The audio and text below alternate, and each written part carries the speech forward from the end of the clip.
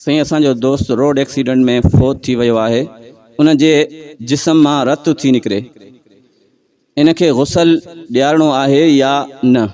मैयत जी रत बंद न थी थे।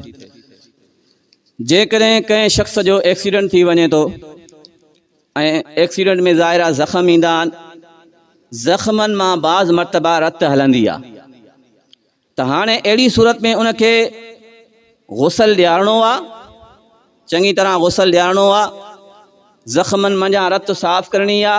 गुसल ॾियारण खां बाद जाते ज़ख़म आहे उते कपाह रखनी आ, रुई रखनी आ ताकि रत न वहे।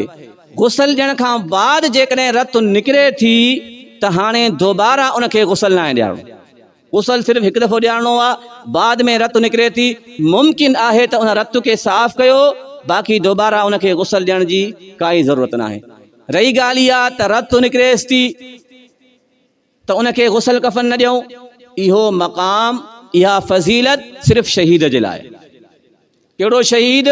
जेको अल्लाह जे रस्ते में अल्लाह जे दीन जे ख़ातिर काफ़िरनि सां जंग करे थो, उहो जेकॾहिं शहीद थिए थो त उनजो मक़ाम एज़ाज़ फज़ीलत इहा आहे त उनके बग़ैर कफ़न जे बग़ैर गुसल जे क़ब्र जे हवाले कजे, सागन ई कपिड़नि में। इहो मक़ाम उनजे एक्सीडेंट वारे जे लाइ इहा फज़ीलत न आहे। उनके गुसल बि ॾियारणो आहे ऐं बाद में रत हले थी त उनके दोबारा गुसल ॾियण जी काई ज़रूरत न आहे।